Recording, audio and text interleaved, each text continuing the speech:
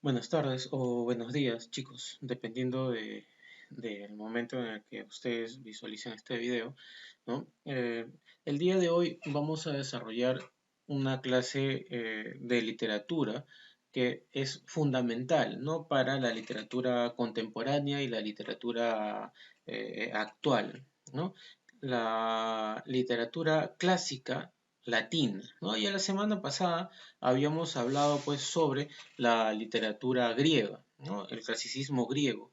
Y esta semana nos toca hablar sobre la literatura latina. ¿Por qué siempre hablamos de la cultura greco-latina? ¿Por qué siempre se escucha ese término como ambos juntos? Porque son las dos corrientes literarias o las dos tendencias literarias de la época clásica, de la época antigua, ¿ya?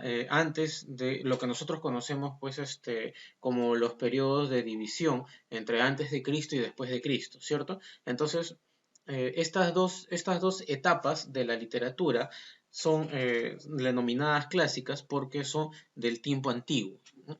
Luego ya pasa pues a la época medieval, y pasamos a la tendencia o la corriente medieval, ¿no? La corriente medieval o la etapa medieval es esa etapa de casi 1000 años o casi un milenio, ¿no? En la cual se pasa pues por distintas fases o distintas etapas, dentro de las cuales hubo un gran predominio de lo que es el tema teológico, ¿no? En este caso, el gran predominio sumamente importante de la religión católica. Sí, entonces, luego de esta etapa, ¿no? Luego de esta etapa clásica, el mundo pasó pues por un proceso de transformación bastante grande. Ya ustedes saben, pues se comenzó con la etapa feudal, luego se pasó a los reinos, ¿no? A las monarquías, luego de ello ya se pasó a las democracias y así, ¿no? Se fueron fundando las naciones, lo que ahora nosotros conocemos como países. Entonces, fue todo un proceso bastante grande, ¿no? Estas dos culturas, tanto la griega como la latina, ¿no? Fueron fundamentales, fueron pilares fundamentales para el desarrollo de estas etapas posteriores. Ya hemos visto la etapa latina, ¿no? Perdón, ya hemos visto la etapa griega, también que se divide, ya hemos visto, perdón, la corriente clásica griega, que se divide también en tres etapas, y esta vez vamos también a mencionar sobre la literatura latina y las etapas que corresponden a su desarrollo. Y vamos a mencionar a tres autores que son fundamentales en el estudio de la literatura latina, que son Horacio, Virgilio y Ovidio, ¿no? Ellos no solamente cultivaron en la literatura los géneros épico y lírico, ¿no? Sino también se dedicaron a la investigación tanto en temas de derecho, tanto en temas de oratoria, ¿no? y discursivos, e históricos también, ¿no? El derecho en Roma, o sea, la creación del derecho surge en Roma, ¿ya? Y hasta ahora se estudia pues como un curso, ¿no? Fue tan importante y tan preponderante dentro de la cultura jurídica que hasta ahora sigue prevaleciendo, y muchos de los términos y muchas de las aplicaciones legales que tenemos en la actualidad vienen, ¿no? de la etapa de la literatura clásica latina, ¿no? Entonces, el Imperio Romano, en su extensión, fue sumamente importante para el desarrollo de la humanidad, no solamente para Roma o no solamente para Europa, sino para todo el desarrollo humanístico, ¿no? El ser humano como especie, ¿no? Tiene una gran relevancia esta cultura para etapas posteriores, ¿no? Nosotros le debemos mucho tanto a la normativa, tanto a las leyes, como a la literatura, ¿no? A este periodo clásico latino. ¿no? Es sumamente fundamental para nuestro desarrollo cultural y social. Entonces, chicos, vamos a pasar de lleno a analizar este periodo clásico y vamos a mencionar las etapas y los autores que ya que les he mencionado, que les he dicho anteriormente, ¿sí? Entonces, el panorama general de la literatura latina. A ver, a diferencia de la literatura griega, la literatura latina no tiene un antecedente muy amplio, ¿no? No tiene una base demasiado ancha, al contrario, la literatura latina aparece como eh, una formación quizás un poco rudimentaria, una formación un poco grotesca hasta cierto punto, ¿ya? Como parte de la imitación, ¿no? E influencia que tuvo Grecia en Roma, ¿no? Justamente el Imperio Romano se funda tras, tras la influencia bastante grande de la cultura griega, ¿no? Eso no quiere decir que una dio paso a la otra, no. Cuando se funda o comienza a crecer el Imperio Romano, la cultura griega todavía seguía existiendo, ¿ya? Pero el Imperio Romano se fundamenta tan bien, ¿no? No desarrolla la parte cultural, sino desarrolla la parte social en temas pues de leyes, en temas de sociedad organizada. Entonces crea un ejército bastante fuerte y se fortalece como sociedad y entonces comienza su expansión, ¿no? Y su invasión. ¿Y qué es lo que la hace grandiosa? Justamente el intercambio con las culturas que iba conquistando. Eso quiere decir de que en realidad la conquista se daba de manera militar, pero ellos absorbían todas aquellas manifestaciones, tanto sociales como culturales, de los países a los cuales ellos llegaban, invadían, conquistaban, ¿no? Uno de estos países o una de estas naciones, en todo caso, porque no era todavía un país fundamentado, una de estas naciones era pues la nación griega, ¿no? La cultura griega, que ustedes saben era un conjunto de ciudades-estado, ¿no? Teníamos a Atenas, teníamos a Esparta, teníamos a diferentes ciudades-estado eh, distribuidas en todo lo que era la- el mar Egeo, ¿no? O sea, toda esta parte oriental de Europa, ¿no? Entonces tenemos a esta cultura romana que comienza a expandirse, ¿no? Y bueno, el primer punto de expansión es conquistar al que estaba predominando, ¿no? O sea, es por lógica, ¿no? Para tu poder, o para ellos como imperio, ir fundamentándose y tienes que derrotar al más poderoso para tú convertirte en el más poderoso, ¿no? Entonces, en ese momento los más poderosos eran, o los predominantes, eran los griegos, ¿ya? Pero debido a que eran ciudades-estado y no eran una nación constituida, ¿no? Cada quien se defendía y cada quien defendía su propia polis, ¿no? Su propia ciudad. Entonces, como no se unían, como estaban disgregados, se le hizo bastante fácil a los romanos conquistarlos. Y a medida que iba avanzando, pues iba adoptando estas culturas. Entonces, esta invasión proporcionó gran parte de la base cultural que luego pues los latinos desarrollaron, ¿no? Los romanos. Entonces, como principales características tenemos que toman como referencia el modelo griego, ¿no? Su principal referente es la literatura griega. Es más, tanto es así que su mitología está basada en la mitología griega, solamente se cambia la terminología, ¿no? O sea, la denominación de los dioses cambia, pero son los mismos dioses, ¿no? Por ejemplo, Zeus es Júpiter, eh, Vulcano, Urano, ¿no? Que es Hades, y demás, ¿no? Apolo, que es Marte, ¿no? Y demás, demás dioses que solamente cambian el término.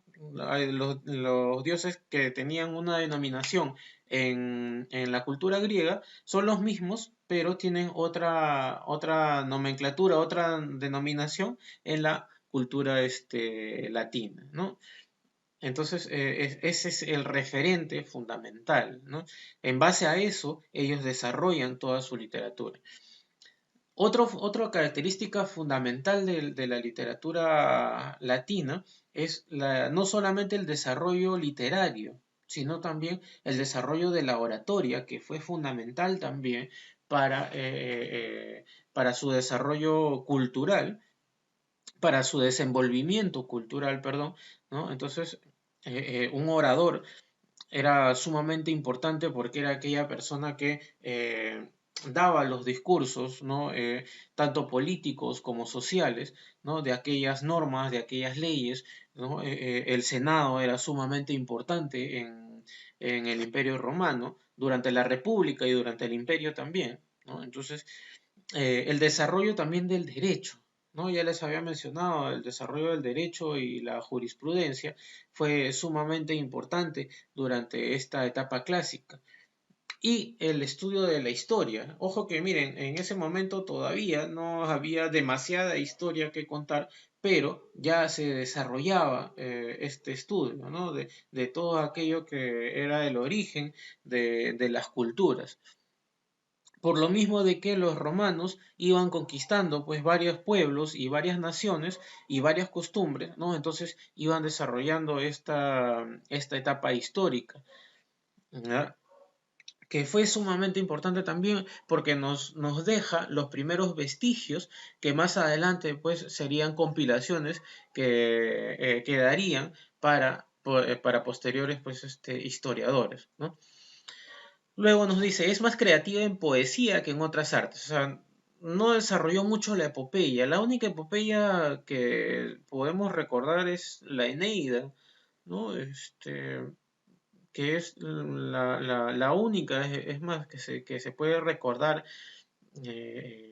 o que se tiene data, ¿no? Que es la fundación de la ciudad de Roma, ya por parte de Eneas, ¿no? Que era un joven que salió huyendo de Troya cuando los griegos o los aqueos invaden, ¿no? La ciudad con el caballo de Troya, ¿no? Queman la ciudad, ¿no? La destruyen. Y Eneas fue uno de los que pudo alcanzar a huir y fundar, pues, posteriormente la ciudad de Roma. ¿Ya? Entonces, más o menos es casi la única epopeya que se puede recordar.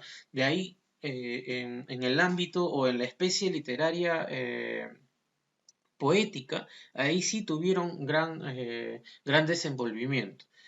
Y a diferencia de la cultura griega, ¿no? Los latinos fueron más realistas, no fueron tan mitológicos, no fueron inclusive por lo mismo de que la vinculación hacia la filosofía, hacia la oratoria, hacia el derecho, ¿no? Hacía de que su literatura pues no fuera tan fantasiosa, ¿no? Sino fuera más realista.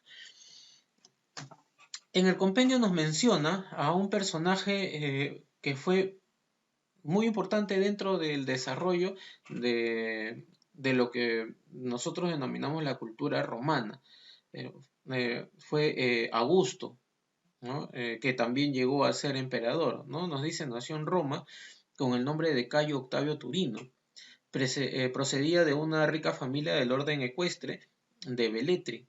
Por parte de madre era sobrino nieto de Julio César, el cual lo adoptó en el 45 a.C. y le designó su heredero. Su audacia lo llevó al poder y su gobierno se caracterizó por la prudencia con la que gobernó.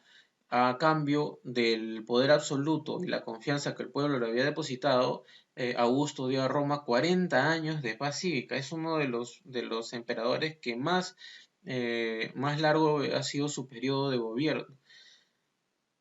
y de prosperidad constante. El periodo conocido históricamente como la Pax Romana o la Paz Romana. Por eso es que después, cuando se fundamenta o cuando se forma, ¿ya? Se funda el Imperio Romano como imperio, porque Roma se funda al inicio, sus orígenes, ya, su génesis es como república, ojo, y después pasa a ser luego pasa a ser monarquía y finalmente pasa a ser imperio, ¿ya? Entonces, Augusto César, ¿no? Es uno de los emperadores más recordados y justamente su nombre da a entender, y más adelante la denominación de Augusto César se otorga a aquellos emperadores que beneficiaron a Roma, ¿no? Se vuelve como un halago, ¿no? Se vuelve como una forma de resaltar o exaltar aquellas dotes de estos emperadores romanos que tuvieron un gran dominio y un gran desarrollo con el Imperio Romano, ¿no? Hay algunos pues que causaron la desgracia y hay algunos pues que llevaron a Roma a la extinción como imperio, ¿no? Bueno, pero eso es un tema pues que ustedes me imagino estudiarán en el curso de Historia Universal. Nosotros nos estamos basando aquí en lo que es la literatura latina, ¿sí? Entonces, Augusto César fue uno de los principales emperadores que desarrolló justamente la etapa cultural, ¿no? No solamente la etapa social, sino también la etapa cultural. Fue una de las etapas más prolíficas de la literatura en este periodo clásico. Dentro del periodo de la literatura latina tenemos tres etapas, ¿ya? Primero, tenemos la etapa o el periodo de los orígenes durante el siglo III y el siglo II antes de Cristo. Fueron las primeras manifestaciones, ¿no? Eh, las primeras manifestaciones literarias que fueron quizás un poco oscas, ¿no? Un poco toscas, no fueron muy, eh, no tuvieron eh, mucho desenvolvimiento o mucha finura al momento de desarrollar su temática, ¿no? Sino que eh, no, eran un poco más relacionados a temas sociales y no la desarrollaron con demasiada amplitud. Por lo mismo de que fue un género que no era propio de ellos, ¿no? Más bien fue importado de la cultura griega, ¿no? Entonces, este género dramático, ¿ya? En el cual tuvieron como principales representantes a Plauto, Cecilio y Terencio, ¿ya? Fue el inicio, fue la parte o fue la manifestación inicial de los primeros vestigios de la literatura de esta cultura, ¿no? De la cultura latina. Dice primeras manifestaciones, ¿no? Y desarrollo de la comedia o payata, ¿ya? Luego tenemos el periodo de auge o edad de oro. Aquí sí, durante esta etapa, durante este periodo, se desarrolló con mayor amplitud, se desarrolló con mayor detenimiento y se desarrolló también. Entonces, durante este periodo de auge, ¿no? El desenvolvimiento literario tuvo más elegancia, tuvo más finura, o sea, estéticamente fue mucho mejor, ¿no? Fue justamente por eso se denomina el periodo de auge o edad de oro. Durante esta etapa, pues se desarrollan la oratoria, que son donde más sobresale la literatura latina, y la lírica. Dentro de estos géneros, la oratoria y la lírica, tenemos a los que ya les había mencionado, ¿no? Que son los principales representantes de la literatura latina: Horacio, Virgilio, Ovidio, y a ellos se les suma políticamente en la oratoria a Cicerón. Y por último, voy a mencionar las características, ¿no? El periodo de auge o edad de oro se da durante los años 100 antes de Cristo y 14 después de Cristo. ¿Ya? O sea, tuvieron varios siglos de preponderancia. Se distingue dos etapas: etapa de Cicerón, en la que predomina este célebre orador, ¿no? Cicerón fue un eximio orador, ¿no? Que destacaba justamente pues, por sus discursos. Y luego tenemos el siglo de Augusto, en donde destacan Virgilio, Horacio y Ovidio, ¿no? Justamente pues durante esta etapa es donde gobierna Augusto, y Augusto prioriza también este desarrollo literario y le da gran realce a estos exponentes, ¿no? Que en este caso son los que ya he mencionado.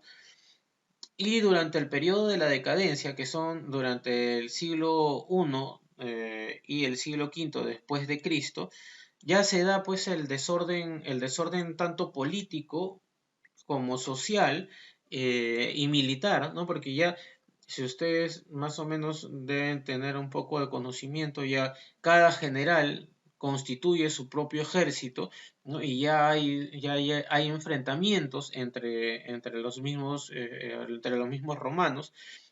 Tanto es así que ya se divide casi al final del periodo del Imperio Romano. Se divide entre el Imperio Romano de Oriente y el Imperio Romano de Occidente, y es más, tienen un enfrentamiento estos dos, por lo cual eh,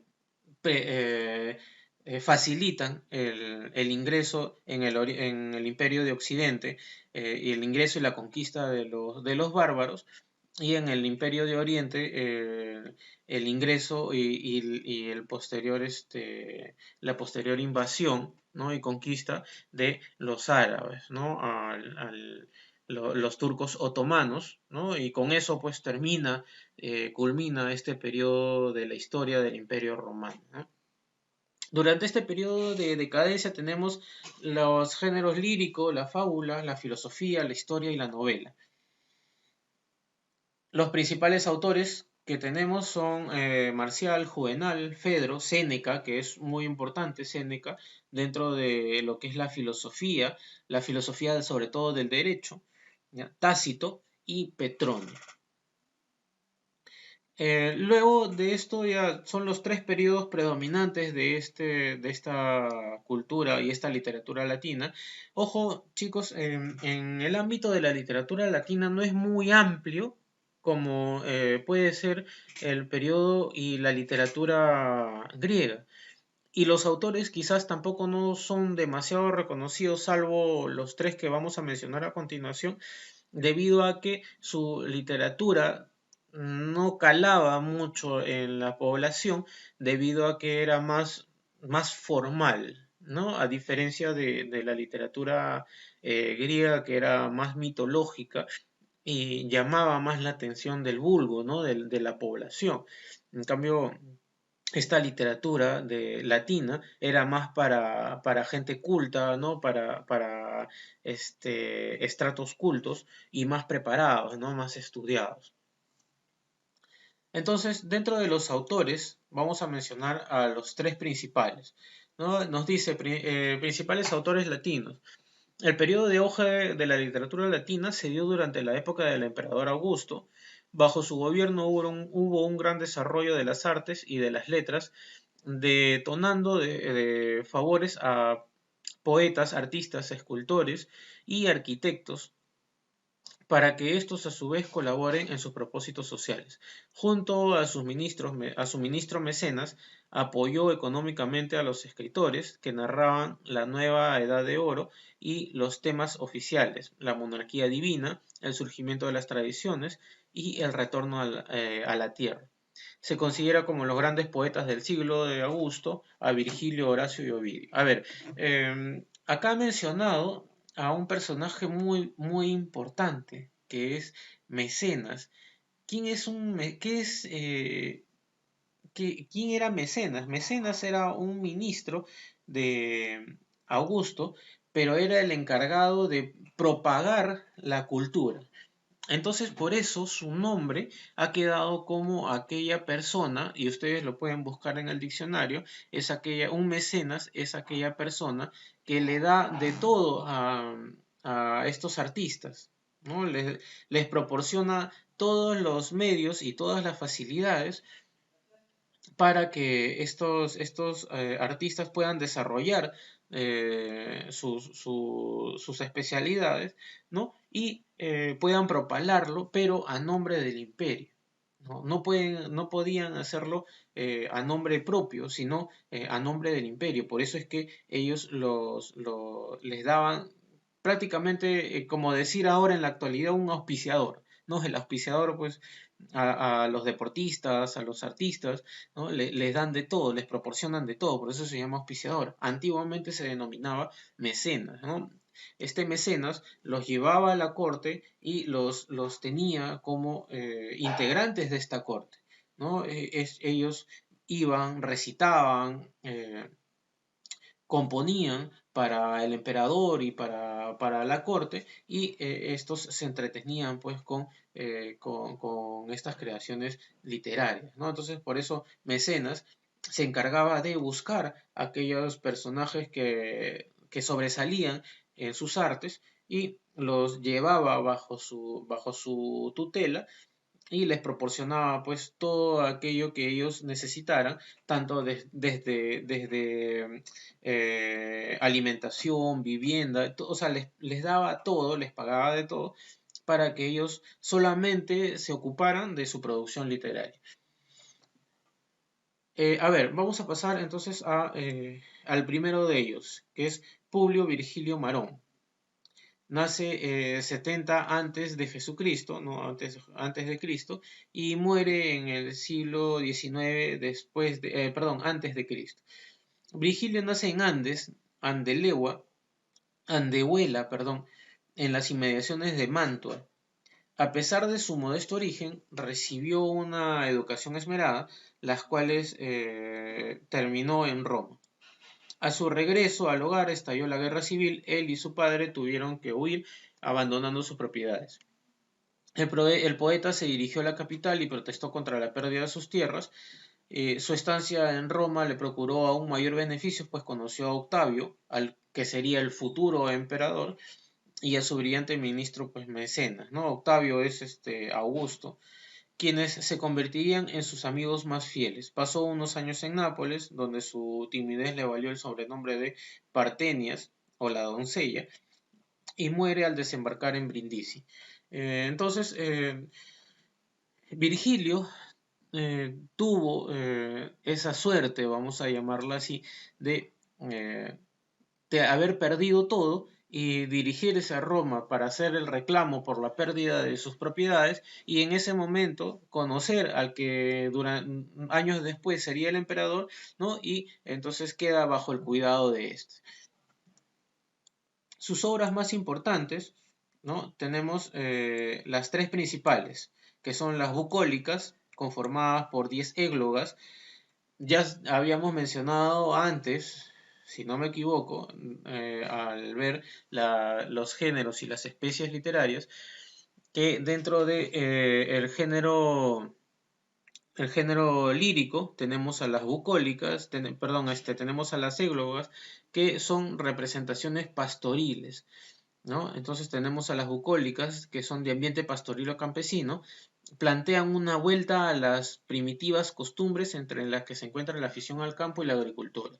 ¿Ya? Entonces, esa fue una de las principales obras de Virgilio, las bucólicas, las geórgicas, que es un poema didáctico sobre la agricultura. O sea, en este poema él recitaba cómo sembrar, cómo cosechar, en qué momentos, ¿no? Qué momentos del año, hay que esperar a qué estación, y hay que esperar pues las posiciones de la luna, y así, ¿no? Ustedes saben pues que para el cultivo y la cosecha hay que tener una sincronización bastante exacta con las posiciones tanto lunares, las estaciones del año. No se puede hacer en cualquier momento, ¿no?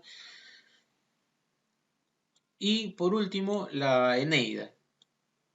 Escrito a pedido del emperador Augusto, el poeta intenta glorificar los orígenes de Roma con la leyenda del héroe troyano Eneas, ¿no? Lo que les había mencionado anteriormente. Luego tenemos a Quinto Horacio Flaco. Sus nombres pueden parecer graciosos, ¿no? Pero justamente pues estos nombres y estas denominaciones dieron origen a las etimologías, ¿no? Que ustedes ya han estudiado y ya hemos visto en razonamiento verbal.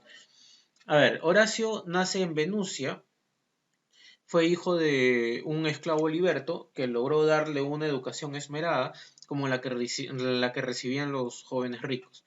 Hizo sus primeros estudios en Roma, luego en Atenas, en donde conoce a Bruto y abrazó la causa republicana. A ver, Bruto no es porque sea tonto o no es porque se quiera llamar así a esta persona, ¿no? Nosotros tenemos la denominación de bruto a aquella persona, pues, que es ignorante, con poco conocimiento, pero bruto fue aquel que asesinó y dio el-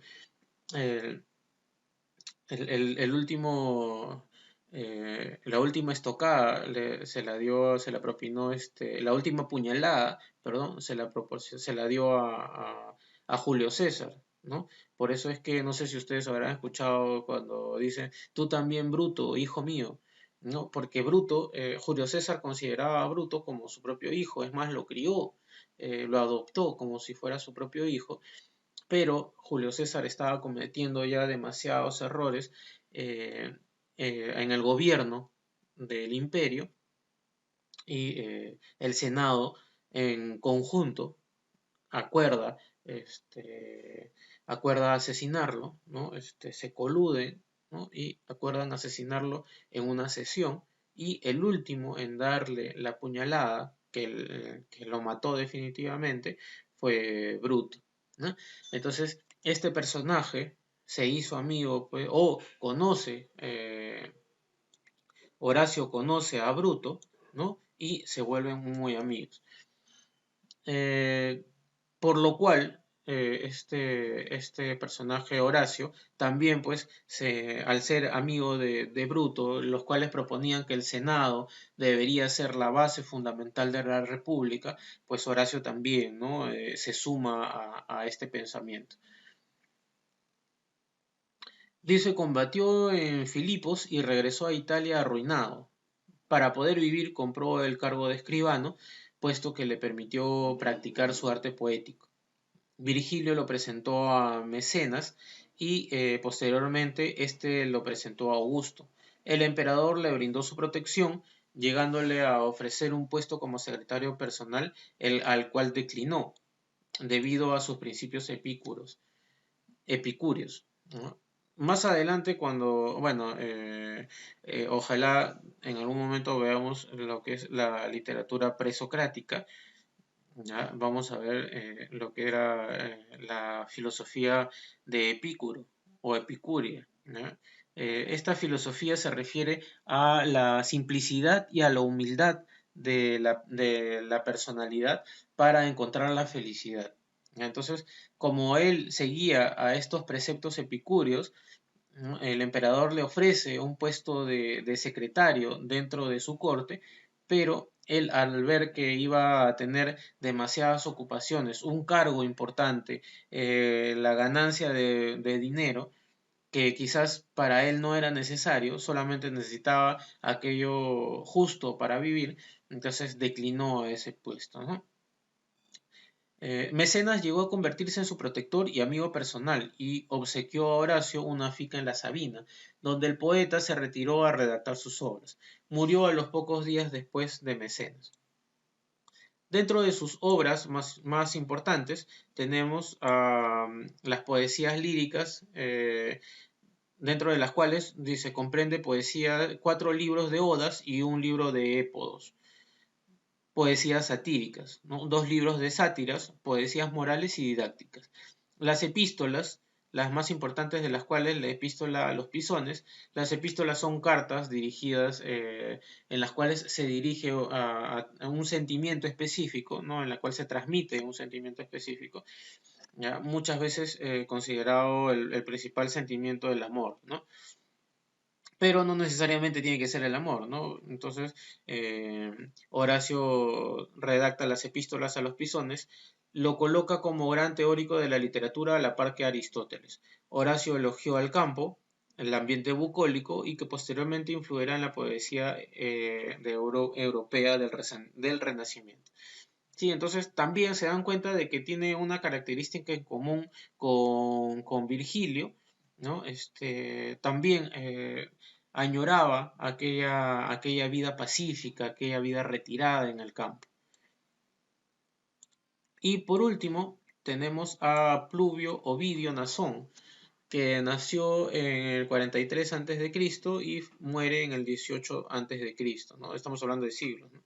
Nació en Sulmona, Italia, y llevó una vida agitada. Formó parte de la sociedad mundana de su tiempo, donde obtuvo grandes éxitos. Cayó en desgracia cerca del emperador y tuvo que marchar desterrado a Tomes, en el Ponto Euxino, donde murió después de una estancia de 8 años, ¿no? Entonces, a diferencia de los otros dos, ¿no? A diferencia de Virgilio y Horacio, Ovidio no le gustaba la vida pacífica, al contrario, le gustaba la vida mundana, la vida bohemia, ¿no? De ahí es donde sale, pues, que el poeta debe llevar una vida bohemia, ¿no? Porque debe tener experiencias mundanas.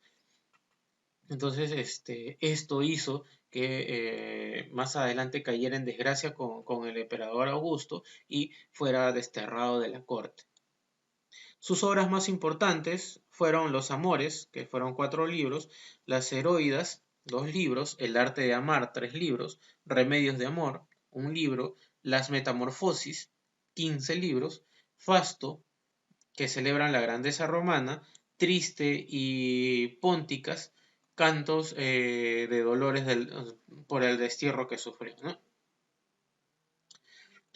El arte de amar, que es una de sus principales obras, o Ars Amandi, o Ars Amatori.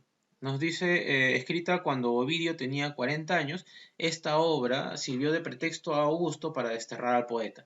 Justamente pues por lo mismo que les mencionaba, ¿no? Como llevaba una vida disipada, díscola, ¿no? Cosa que no gustaba al emperador porque él buscaba transmitir preceptos morales, ¿no? Éticos, a la población, ¿no? Entonces no podía tener dentro de su protección o bajo su protección a un personaje que al contrario, ¿no? Proponía el rompimiento de estas reglas y estos preceptos morales.